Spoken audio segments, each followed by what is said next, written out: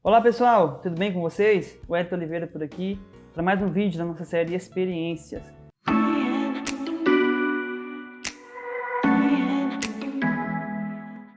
E hoje a gente está recebendo aqui o pastor Adriano Mendes. Pastor, obrigado por ter vindo. Muito obrigado. Aceitado o convite aí. Alegria poder participar com vocês aqui desse projeto que eu acredito que vai abençoar, edificar e consolar muitas vidas, né?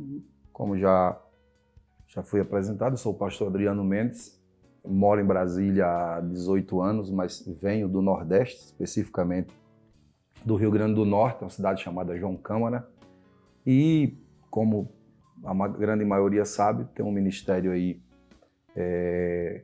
como pregador na itinerância, né, viajando aí por vários lugares do Brasil. Pela misericórdia de Deus, já preguei nos 27 estados da Federação Brasileira e em alguns países aí pelo mundo, né? Então, basicamente, esse é o meu ministério. Amém. Obrigado por ter vindo aqui hoje Alegria. conversar conosco. Pastor, eu queria, o senhor já falou um pouquinho mais sobre para o Brasil, mas eu queria saber do senhor o seguinte: como é que foi a sua conversão? O senhor já é nascido na igreja, o senhor se converteu com uma certa idade, como é que foi esse processo? Então, eu venho daquele lar que é chamado basicamente lar cristão, né? Eu fui criado com os meus avós, a minha história é uma história muito longa, né? Assim como a história de todo mundo, mas com alguns dramas que nós podemos dizer assim. Graças a Deus eu não carrego nenhum trauma, mas os dramas eu tive que vivê-los, né? Mas eu fui criado pelos meus avós. Meu avô já era da igreja, diácono da Assembleia de Deus lá no Rio Grande do Norte, você imagine. Eu fiz 45 anos agora, imagino 45 anos atrás no Rio Grande do Norte, como que era, né? Então, a coisa não era tão, digamos assim, tão fácil como que é hoje, né? Essa questão do fácil aí precisa ser ponderada, mas todo mundo sabe do que eu estou falando. Então eu nasci nesse lar e meu avô sempre me levava para a igreja, mas naquela idade da adolescência, a idade do filho pródigo, né? Digamos assim, né? Eu quis conhecer as coisas do mundo. Fiquei um espaço muito curto, né? Digamos assim, no mundo, mergulhado nas coisas do mundo, mas aos 17 anos e 8 meses que eu aceitei Jesus em 1992, 29 de novembro de 1992. Eu me lembro que eu estava indo para um forró de vaquejada, tem uma cultura lá no Nordeste de baile de vaquejada, né? E você se veste tipicamente, né? Botas, cano longo, uns gostavam de chapéu, eu nunca gostei, mas aquele cinturão e tal, e vai pro baile de vaquejada. E eu fui passando na frente da Assembleia de Deus da minha cidade, que eu sempre ia, né? E parei para assistir o culto lá num dia de domingo. Na verdade, tem um fato muito curioso aí. Eu estava paquerando com uma moça da igreja, né? Eu conheci uma moça lá na sapataria e tal, e ela foi o que a gente chama de uma isca que Deus usou para mim resgatar, né? E eu fui lá para dar uma olhada na moça e tal, mas fiquei na janela ali. E um pregador que estava pregando lá, pastor Eudes, me chamou muita atenção, a forma como ele pregou, aquilo ali me encantou muito. E estávamos eu e um outro amigo meu de infância, que por sinal é Adriano também o nome dele, ele que me levou para a igreja, né? E aquilo ali me prendeu muito, aquela mensagem, aquela pregação. Resumo da ópera, como se diz, quando eu me dei por mim, eu estava já lá na frente, de joelhos dobrados lá do altar, e uma cantora que estava cantando em dupla, tinha uma dupla lá, nós não temos cultura de dupla lá no Rio Grande do Norte, mas de vez em quando tinha algumas lá. Mas não é nesse estilo aqui do Centro-Oeste, né? Aqui no Centro-Oeste, se você vir um violão e levantar o violão, tem uma dupla de baixo, né? Se tiver duas pessoas andando, já é uma dupla, né? Lá não tem cultura de dupla, mas elas cantavam em dupla, Dalmira e Dalvanira. E elas cantavam no estilo pentecostal. E eu me lembro, Dalvanira estava com a mão na minha cabeça profetizando para mim. Aquilo para mim era novo, não sabia nem o que era uma profecia. E naquelas palavras dela, ela dizia que Deus estava me trazendo porque tinha uma grande obra na minha vida que me levantaria para pregar o evangelho. Eu confesso que eu não entendi nada do que aquela mulher estava falando, né? Porque eu estava indo ali para ir para a igreja, para entrar para a igreja, aceitando Jesus naquela proposta que me foi apresentada de Jesus, né? E eu estava ali e ela estava orando por mim. Depois eu descobri que nós éramos parentes, né? Você vê como são as providências de Deus, né? Descobri que ela era que era minha parente, ela estava orando por mim, profetizando sobre a minha vida. Então a minha vida cristã começou mais ou menos assim. A partir daí eu fui interessado por aquela moça. Quando eu saí naquela noite já me achando crente, que eu cheguei para ela, ela falou, não, mas não é assim também não. Você chegou aqui agora... Essa era crente mesmo, né? Você chegou aqui agora, não é assim. Eu falei, mas como que é? Eu não já sou crente? Não, você vai ter que conhecer minha família, tem um processo, tem classe de discipulado. Eu falei, como é que é? Classe, na verdade chamava classe de novos convertidos, né? Tem que passar pela classe de novos convertidos. Eu falei, mas rapaz, eu já o passo mais difícil eu já dei. Agora... Me diga aí o que é que eu tenho que fazer. Resumo, chegamos a namorar, mas não deu certo. E os meus amigos de farra da época, eu nunca fui de... Eu gostava muito de baile, de festa, mas nunca bebi, nunca fumei, nunca usei droga, essas coisas assim. Mas gostava muito das noites, né? Eu era de 2, 3 noites, virar a noite em bailes, em festas e tal. Sem beber, sem nada. Nada, sem nada. Querendo ou não, tem aquele resquício de ter nascido lá, tem aquele temor, né? Com certeza. Assim, é difícil, né? Para quem vira a noite sem beber, sem nada, é complicado. Mas eu estava acostumado com aquilo ali. E esses amigos da época diziam para mim, rapaz, você não era para ter ido agora, carnaval, porque lá tem uma cultura muito forte de baile de carnaval, que é uma região muito praiana, né? Sim. Lá é litoral, tudo tomado por litoral ali. Não, não era para você ter ido agora, vamos pro carnaval, depois você volta e tal. Teve até uma ex-namorada minha que veio. Rapaz, foi uma investida para que eu não ficasse na igreja, né? Mas graças a Deus o namoro com a moça não deu certo, mas eu já tinha ganhado o gosto pela coisa. Eu vi um amigo meu pregando, Fabiano, né, que hoje mora em Rio Verde. Quando eu vi ele pregando, eu falei, rapaz, eu quero ser pregador também. Aí começou o processo. Naquela época era muito difícil. Eu estava vendo aqui os livros que você tem hoje, a disposição que nós temos, né, essa facilidade, até mesmo internet. Hoje compra-se livros quem gosta, né? Mas se você quiser, você baixa tudo aí free, né, pela internet. Naquela época, eu me lembro que nós comprávamos um livro, para você ter uma ideia. Comprávamos um livro pelo correio. Vinha o catálogo da CPAD, o Mensageiro da Paz, que era o jornal tradicional da Assembleia de Deus. Aí vinha um catálogo, né, dentro do Mensageiro da Paz. Aí você escolhia o livro e você mandava um pedido pelo correio. Aí você entregava o pedido no correio, esperava uma bagatelazinha de 30 dias para o aviso chegar que o livro chegou. Você ia no correio, pagava e retirava o livro. Eu me lembro que o primeiro livro que eu li na minha vida de cunho cristão foi o livro de um pastor aqui de Brasília, de Sobradinho.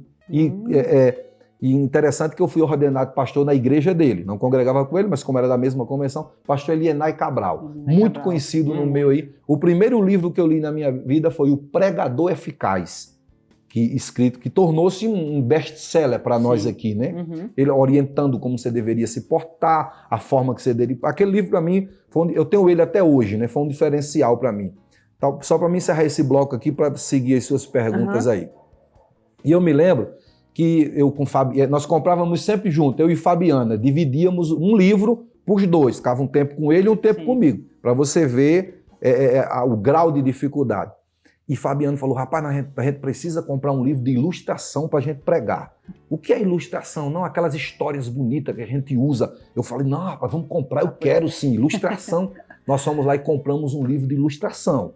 E ficou aquela expectativa, vai chegar esse livro de ilustração, eu memorizo uma, tu memoriza outra, para não ficar aquela igual, coisa, né, repetida e tal. Nós vamos arrebentar com essas ilustrações aí. Né? Essa expressão arrebentar não existia na época, né? Mas para a gente hoje, né? E compramos o livro de ilustração. Rapaz, quando esse livro chegou, o aviso que o livro de ilustração chegou, nós fomos buscar no correio. Aquela expectativa, meu irmão, aquela ansiedade do livro de ilustração. Quando nós chegamos lá, pagamos o livro que nós, da saída do corrente, já rasgava o pacote para ver. Era um livrozinho de ilustração de abelha, contando umas histórias. Eu não sabia nem o que era ilustração, irmão. Pra você ter uma ideia. Ilustração. Nós entramos na onda de ilustração, mas tem vários tipos de ilustração. Sim, Era a história de uma abelhazinha, entendeu? que ilustrava. Rapaz, a decepção nossa foi grande, que nós olhamos assim, cara, a vergonha e a decepção, porque nós não sabíamos o que era uma ilustração. Então, para você ver como começou aí, mais ou menos, a história, né? Eu acho interessante, porque hoje a gente tem, igual você falou, a gente tem essa facilidade de comprar livro, de procurar, e a gente não dá valor. Eu acho que tem muitas pessoas, às vezes, que tem esse livre acesso, a gente pode pedir rápido, chega rápido, hoje em 7 dias, no máximo já está chegando, e às vezes a gente não lê, a gente não tem essa cultura. Isso quando você quer um livro que recém-lançado, entendeu? Porque hoje Brasília mesmo tem dezenas de livrarias muito boas, distribuidoras que você vai e você compra pela internet mesmo hoje. O acesso é muito fácil, né? Eu me lembro que a minha primeira Bíblia, que nós chamamos de Bíblia de Estudo, na verdade era uma Bíblia de concordância. O que era uma Bíblia de concordância? Por exemplo, você pegava João 3,16, aí embaixo vinha alguns versículos concordando com João 3,16, que pra gente era um salto muito grande no que diz respeito. Eu me lembro que eu fui na livraria lá em João Câmara, já tinha uma livraria da filha do pastor Luiz Soares, que foi o meu primeiro pastor até... Ele partiu para a eternidade agora. E quando eu comprei essa Bíblia, eu cheguei em casa, rapaz, entusiasmado. Olha, eram poucos que tinham a Bíblia com concordância. Aquilo ali já era um salto, entendeu? Para ver hoje. Então, quando eu vejo uma pessoa hoje que diz assim, não, eu tenho um chamado para pregar, um chamado pastoral, e o cara não tem, não lê, não gosta da leitura, me permitam até, eu vou ser até um pouco agressivo e grosso. Para mim, esse cara não deveria nem exercer esse ofício. Entendeu? Lamentavelmente, porque é inadmissível. Tempo tem, entendeu? Disponibilidade tem. Eu me lembro, só para vocês terem uma ideia aqui, voltando para esse ponto de leitura, eu fui criado com meus avós. Nós morávamos numa casa, lá a gente chama de parede meia, é isso mesmo, né, Sérgio? Parede meia. Parede meia é aquela parede que fica só a metade, né? Para cima tem um telhado e fica a metade. E nós tínhamos assim, ó, chamávamos lá de bico de luz. Mas na verdade era uma lâmpada, né? Um bico de luz no quarto, nós tínhamos 2 quartos na casa. Um bico de luz em cada quarto, um no centro, que ela iluminava ali a sala, aí cozinha e banheiro. E era aquelas luzes fluorescentes, né? Acho que é semelhante a essa aqui. Sim. Aí logo quando lançou a luz fluorescente, colocaram uma só para clarear a sala toda e os quartos todos. Então, quando eu ia ler a Bíblia à noite, que eu chegava do culto, que eu acendia a luz, aí começava, apaga a luz, porque sabe como é que é? Não consegue dormir. Sim. Aí eu, muito inteligente, que eu sempre fui um cara muito perspicaz e inteligente, eu desenvolvi um método revolucionário. Comprei uma lamparina com querosene e lá nós tínhamos muito, não sei como é que vocês chamam aqui, você chama como aqui, pernilongo ou muriçoca? Aqui, muriçoca, pelo menos que eu saiba. Lá a gente não chama, né? Eles vêm porque querem, aqui vocês chamam, né? Mas tudo bem. Então lá nós tínhamos muito pernilonga, muita muriçoca. Eu ficava dentro de um mosquiteiro, sabe o que é mosquiteiro, né? Sim. Dentro de um mosquiteiro com a luz de lamparina, lendo a Bíblia, a luz de lamparina, para eu não perder a oportunidade que eu tinha, né? Sim. E depois eu desenvolvi outro método que eu usei até morando aqui em Brasília já. Eu colocava os pés numa bacia com água gelada para não dormir. Aí eu virava à noite de 11 da noite às 5 da manhã, parava só para tomar um café da manhã, descansava um pouquinho ali, voltava e retomava minha leitura. Então era na tora, porque essa questão de livros de estudo, uma obra como essa aqui, como as demais que nós temos, era algo infinitamente raro e estava muito longe da gente. Então hoje, você ter o arsenal que você tenha, o acesso, a disponibilidade, e você não tirar um tempo da sua vida para estudar, entendeu? Ah, não, mas nós temos hoje uma coisa que tornou-se muito perigosa hoje, é o Google, né? O cara quer uma mensagem, vai lá no Google. Sim, é uma ferramenta boa, mas ela é perigosa. Você tem que ter muito cuidado com o que você está buscando na internet, né? Você tem que filtrar, você tem que aplicar o espírito dos bereanos. Como que os bereanos faziam? O paladino da fé cristã, depois de Jesus, o homem mais importante para o cristianismo, o disseminador do cristianismo que resultou na nossa conversão, porque chegou até nós através de tudo que ele enfrentou, que foi Paulo. Sim. Paulo está falando à igreja, aos bereanos, e os bereanos, sabendo que se tratava de Paulo, mesmo assim eles consultavam, eles filtravam. Não é porque era Paulo, entendeu? Mas eles filtravam. É isso que é por isso que hoje nós temos uma incidência muito grande de bobagens, permitam-me, besterol, que nós não tínhamos antes. Obviamente que nós temos uma internet que acessa e faz com que a gente veja tudo isso aí. Mas a incidência hoje do que nós chamamos de heresia, para mim eu chamo de besterol, de bobagem, porque pelo menos uma heresia, você pode analisar que os heréticos eram caras que estudavam muito. Entendeu? Os caras construíam uma ideia em cima de um conjunto de pensamentos dele. Hoje não, hoje para mim é besterol, entendeu? O cara se acha no direito de falar bobagens aleatório, né? infundadas. Isso se deve ao quê? Professores que nunca foram alunos. O cara fica de pé para ensinar quando ele nunca sentou para aprender. Então a gente precisa usar o que nós temos hoje para aprender, entendeu? Para melhorarmos o nosso conhecimento e o nosso ministério. Então foi basicamente isso aí. Cara, que top. Já aumentou ainda mais meu amor pelos livros, que a gente às vezes não dá valor que a gente tem, né? E pro pessoal que tá assistindo... Você quer conhecer um homem? Olhe para a biblioteca dele. Você vai ter mais ou menos a noção de quem ele é. Então é um pessoal que às vezes fica botando dificuldade, porque o ser humano a gente coloca muito desculpas. A gente fala, não posso ler porque não tenho tempo, não consigo. Aí tá a história do pastor que o cara lia com os pés na bacia para poder não dormir. Então quando a gente quer, a gente dá um jeito, a gente cria tempo, a gente não dorme, a gente dá o jeito, mas consegue. Com certeza, só você administrar o seu tempo. Eu falo muito sobre isso, administre o seu tempo, você pelo menos 1 hora por dia. No mínimo, né? É o mínimo. Mesmo você sendo um cara que trabalha muito, se você tirar ali 1 hora, você consegue. Eu me lembro que quando eu trabalhei numa loja lá no Rio Grande do Norte, eu levava meus livros. Eu fazia entregas. Enquanto o montador de móveis estava montando os móveis, eu ia para debaixo de um pé de árvore lá, reclinava o banco do carro, abria meus livros e ia ler. E estudar. Era pouco tempo que eu tinha, mas aquilo ali valeu muito. Sim, valia muito. Ainda hoje eu faço isso. Por exemplo, eu vou deixar meu filho na escola, minha filha na escola. Às vezes é um período de 1 hora, eu não quero voltar para não ter que ir e voltar. Eu levo um livro. Chego ali, abro o livro, vou ler, vou pesquisar. Alguma coisa vai me acrescentar ali. Eu não estou dizendo também que você também não tenha o seu tempo de lazer, de entretenimento. Faz parte da vida, mas a leitura é fundamental. Estou falando da gente que quer viver da pregação ou do ministério, né? Essa é a realidade, porque eu também fiz muito isso. Lá no quartel eu chegava cedo e eu tinha que preparar o refeitório e eu preparava o mais rápido possível para me sobrar mais tempo para poder ir lá para uma salinha lá no escondida, para poder ler a Bíblia, fazer estudos lá. E eu sempre quando ela estava grávida, a gente sempre fui com ela para pré-natal. E eu sempre ando com livros. Onde é que você me vê? Você vai ver eu ou vou ter um livro no celular que eu Mas posso você ler? nunca fez um feito que eu já fiz. Qual? A minha mulher entrou numa loja uma vez, lá no shopping. Não vou citar o nome da loja aqui para não fazer o merchan da loja, né? Minha mulher entrou 18 horas, eu sentei num banco na frente com um livro de 150 páginas. Eu li o livro enquanto a minha mulher entrou na loja para fazer compras. Olha uma dica aí. Mas quando ela entra numa loja, irmão, e a minha filha está entrando pelo mesmo caminho. Então, não sei como é o caso da sua esposa, mas minha mulher, eu li um livro de 150 páginas sentado no banco enquanto ela entrou para fazer compras lá. É saber utilizar tempo, porque às vezes você tá lá e você vai ficar andando à toa. Tem gente que não tem esse foco, aí fica andando à toa. Não, vou ficar aqui, aí vai ficar vendo WhatsApp, Instagram. E esse pouco tempo que você usa no seu dia a dia, cara, é muito útil para você. Com certeza. O conhecimento não ocupa espaço. Sim.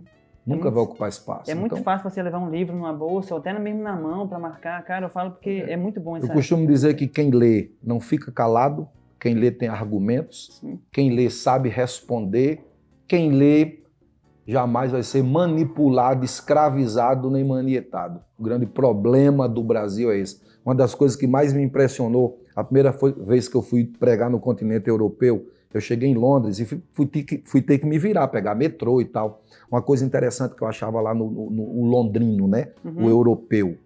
Ele no metrô aqui, ó, metrô lotado, ele sentado aqui, um hambúrguer na mão e um livro no outro. Entendeu? Eu fiquei olhando aquilo, eu falei, a questão da cultura, entendeu? Tá intrínseca nele. Graças a Deus o Brasil está melhorando já, né? Assim, a passos lentos, né? Nós estamos aí na escada íngreme, nós estamos aqui na decolada, né? nessa questão cultural. E a questão cultural é tão importante que uma nação aculturada é uma nação que não será manietada, né?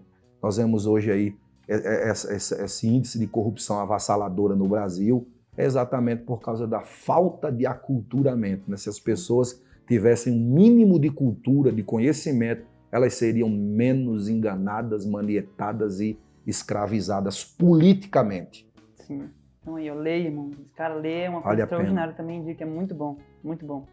Seguindo nessa linha, pastor, eu queria perguntar para o senhor o seguinte, hoje a gente vê o senhor pregando aí no Brasil, em vários estados brasileiros e também fora, mas a gente muitas vezes não conhece essa história que tem por trás, como é que foi o preparo e tudo mais. E eu sei que o senhor não começou pregando em igreja grande. Como é que foi o início do seu ministério ali como pregador lá? Primeira vez, Minhas ministrações. primeira vez que eu saí da minha cidade, eu me lembro, eu fui pregar no aniversário de 15 anos. Eu saí para pregar, minha primeira agenda para fora, numa cidade chamada Bento Fernandes, que fica a 18 quilômetros de João Câmara. Eu fui pregar no aniversário de 15 anos de uma menina chamada Poliana. Não esqueço Não o nome. esqueci hoje. Não tem como esquecer. Mas o senhor já pregava na igreja? Já, na minha igreja já pregava, né? A primeira vez que eu preguei, eu tinha 3 meses de crente.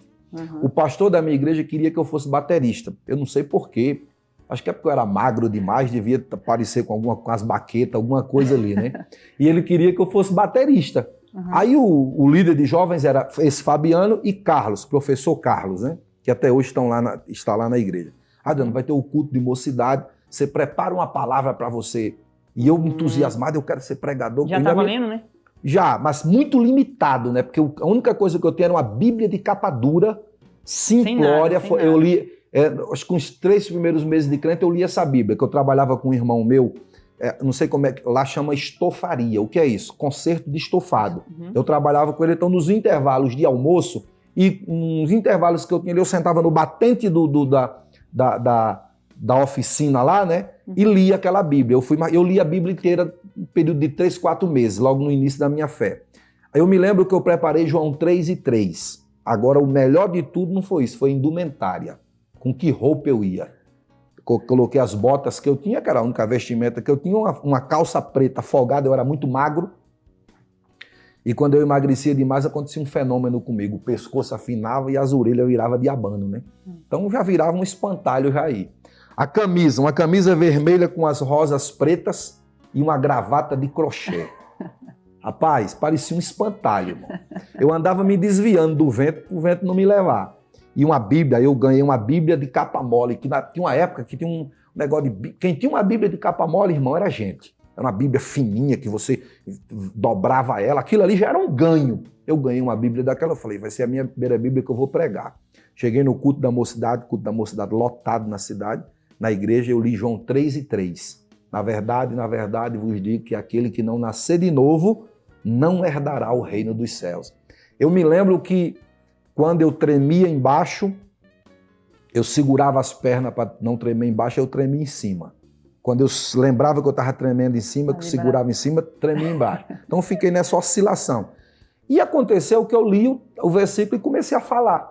E na medida que eu fui falando, começou a igreja a ser tomada pela presença de Deus e virou aquele que hoje nós sabemos do que é, né? Aquele Pentecostes, como a gente chama, né? E eu vi o povo e dando glória a Deus e gritando e pulando, e eu fui me empolgando com aquilo ali, rapaz. Eu sei que eu falei uns 15 minutos ali, meu irmão, quando eu entreguei o microfone pro pastor, a igreja estava tomada. Ele pegou o microfone, o pastor emocionado, disse o projeto que eu tinha para esse rapaz era para ele ser baterista, mas eu vi hoje que Deus chamou ele para ser um pregador. Aí começou ali, entendeu? Eu me empolguei, aí eu chamei uns amigos só para encerrar essa parte aqui, chamei uns amigos de festa, eu falei, no próximo culto da mocidade eu vou pregar, meu irmão, eu quero que vocês vão lá que eu vou arrebentar. Vou botar para quebrar, estou estudando aí Daniel, não me lembro, estudando Daniel capítulo 3. Mano, eu estudei as dimensões da estátua, altura, largura, com tudo que você imaginar. Eu falei, vocês vão lá que vocês vão ver o cara pregar. Eu não sabia que existia toda uma questão espiritual, simplicidade, dependência. Eu estava empolgado. Eu estava movido por uma empolgação. Eu me lembro que foram uns amigos meus, Ronaldo, uma turma toda, foram assistir o culto. Meu irmão, foi uma negação daquela vez.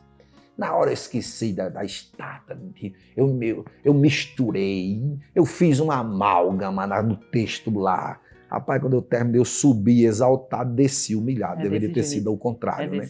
Deveria ter subido humilhado para descer exaltado. Rapaz, quando eu cheguei lá fora, esse amigo meu que não era cantor olhou assim, mas rapaz, tu me chamar pra cá pra ver, tu se perdeu todinho, tu se enrolou todinho. Eu falei, pois é, rapaz, acho que eu não estudei direito e tal. Aí eu fui entendendo como era que funcionava a questão do ministério da pregação, né? Aí fui para Bento Fernandes, preguei nesse aniversário de 15 anos, aí comecei a sair para algumas congregações em Natal, ali no Rio Grande do Norte mesmo, pregando, e começou, né? As pessoas começaram a me conhecer, né? Eu comecei a me dedicar integralmente à leitura, ao estudo. Eu desenvolvi uma uma facilidade de memorização de textos bíblicos. Hoje nós não, mas antigamente eu terminava de pregar, o cara chegava, pastor, uma vez eu terminei de pregar, o cara chegou, pastor, eu anotei aqui 176 versículos que o senhor citou, mas teve 3 aí que eu não consegui. Eu falei, eu também não lembro não, meu irmão, não consegui também não. Se você não anotou, eu também não me lembro mais não. Então eu desenvolvi uma habilidade muito boa de memorização, né? Uhum. E eu não só decorava, eu botei na minha cabeça que eu não tinha só que decorar, precisava memorizar, que é uma diferença, né? Uhum. Quando você decora, se você não seguir aquela linha técnica que você desenvolveu para a chamada decoreba, você esquece. Quando você memoriza, você cita de trás para frente, de frente para trás, do meio para o fim. Enfim, você não perde aquilo ali. Uhum. E quem me ensinou essas formas foi o Fabiano. Nunca aplicou, mas me ensinou. Nunca aplicou. Como ele falou para mim, ele falou, ó, tu escreve os versículos num papel, em cadeia, tu quer falar sobre amor, tu escreve ali 10 versículos, tu divide em bloco de 3. Tu memoriza os 3, aí tu memorizou os 3. Eu andava no meio da rua, o povo achava que eu tava ficando meio pirado, que eu colocava no bolso, né? Aí eu tirava do bolso ali, os 3 versículos, e fechava os olhos no meio da rua e saía falando. Pregava na parede da minha casa e tal. Então aquilo foi entrando. Aquilo ali foi ficando numa linguagem mais rebuscada, impregnado em mim, né? Então fui memorizando. Aí eu fui começando a me destacar. Eu me lembro que o primeiro livro que eu comprei de estudo, que se pode dizer, foi a Pequena Enciclopédia do pastor Gesiel Nunes Gomes, que era um livrozinho vermelho, com a foto do pergaminho na capa. Como que era esse livro? Amor, 7 coisas sobre o amor, perdão, 7... Aí eu nadei de braçada, porque eu pegava aquelas 7 e decorava, memorizava. Aí eu chegava nos cultos, irmão, era um negócio novo, né? Imagina, 25 anos atrás. Aí eu fui começando a me destacar como pregador, e fui pregando. Tinha na época um amigo que era o nosso referencial de pregadores. Esse amigo nosso até faleceu agora, vítima do Covid, né? O Sérgio conheceu ele, Rangel Júnior. Para mim foi um cara extraordinário. Hoje até o Facebook lembrou que era o aniversário dele. Então, um cara tremendo, um cara... essa coisa de memorização eu comecei a usar vendo ele. Né? Então, foi mais ou menos isso aí, memorizando, pregando nas pequenas igrejas, 20 pessoas, 10 pessoas, né? Essa questão de oferta, caixa, isso na época isso nem se falava. Quando você pregava e o cara te levava para casa dele para jantar, já era Nossa, já era um ganho muito grande. E hotel, primeira vez que eu fiquei num hotel, eu fiquei emocionado quando o pastor me colocou num hotel, entendeu? Então isso já eram ganhos. Teve lugares que eu fui pregar, terminei de pregar, o cara me levou para a parada de ônibus meia-noite, me deixou na parada de ônibus. Sim, ele foi muito educado comigo, muito cordial. Me deu uma oferta de R$6,50, olhou para mim e disse, se vire. É uma forma muito educada dele. Se vire, meia-noite numa parada de ônibus, eu sozinho. Tive que andar 8 quilômetros procurando um lugar para dormir, porque não tinha mais ônibus depois de meia-noite. Lá chama-se Corujão, não sei aqui, né? Aqui também, Corujão, não passa mais ônibus.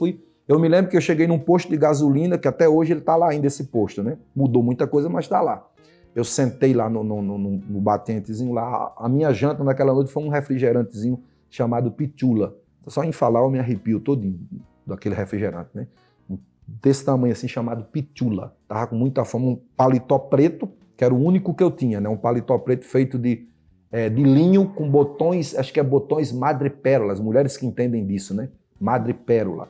Aquele paletó, quando ele ia perdendo a tonalidade, eu comprava tintol preto, jogava ele dentro de um negócio lá e ele saía novinho.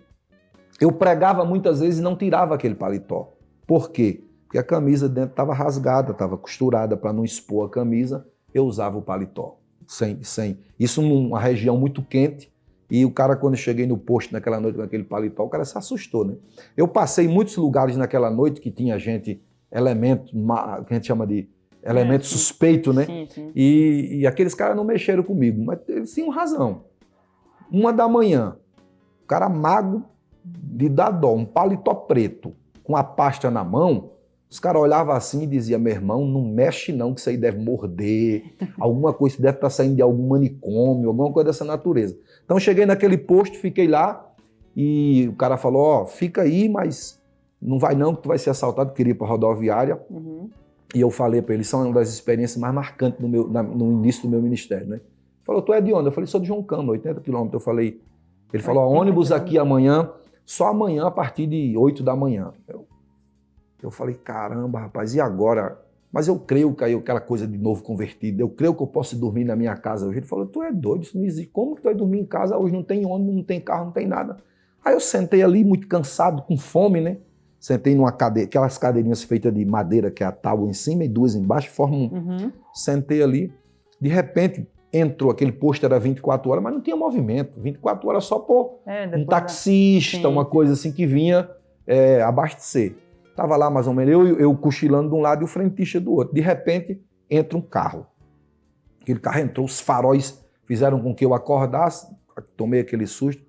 O cara abriu a porta do carro, saiu assim. Lembra que eu citei um cara aqui chamado Ronaldo, que foi no culto? Era Ronaldo. Ronaldo era um taxista que morava na frente da minha casa, lá em João Câmara. Ronaldo abriu a porta, olhou assim, Adriano, que esse homem tá fazendo o que aqui? Aí eu me levo esperando você vir me buscar para me levar para casa. Olha só. Ele falou, rapaz, deixa eu te contar uma coisa aqui. Eu tô indo levar esse menino aqui no aeroporto. O cara era até do exército, estava indo viajar. Tô indo levar esse menino aqui no aeroporto. E lá em Ceará-Mirim, 50 quilômetros antes de chegar em Natal, tem um lugar que eles param para tomar uma água com gás, que eles gostavam, né? Porque a água com gás naquela época era uma coisa muito rara também. Falou, rapaz, tem uma água com gás lá, mas lá estava fechado. Parece que houve um problema lá, fecharam. E eu sei que só tem esse posto aqui, essa hora, em Natal, que tem essa água com gás. Ele fez uma volta, a maior do mundo, para entrar no posto. Eu falei, não era água com gás não, querido, é para você me levar. Ele falou, tô indo no aeroporto, só levar ele, tu vai comigo? Eu falei, mas rapaz, ainda o cara me deixou na porta de casa. Quando eu cheguei lá, eu falei, quanto é? Ele falou, não, hoje você foi meu amigo aqui, meu parceiro, você não vai pagar nada de passagem. E o frentista? Não, eu já me levantei olhando pro frentista, eu falei, e aí, meu irmão? Ele falou, rapaz, esse negócio de fé, eu digo, meu irmão, aqui é fé, aqui não é brincadeira, não. Aí você ficou cheio. Aí eu virei um gigante, né, meu amigo?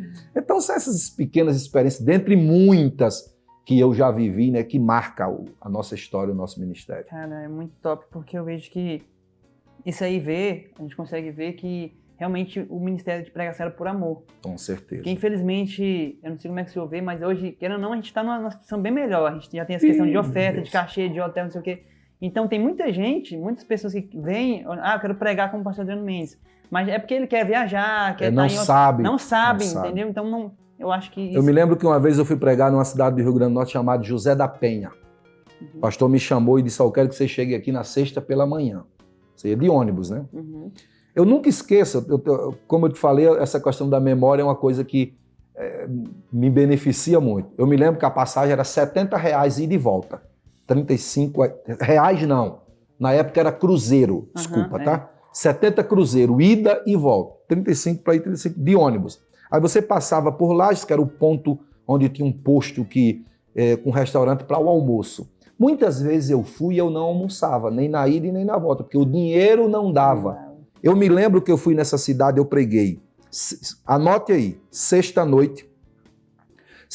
Isso era um congresso, tá? Sexta pela manhã no culto da feira, porque tem muito essa cultura lá do culto da feira.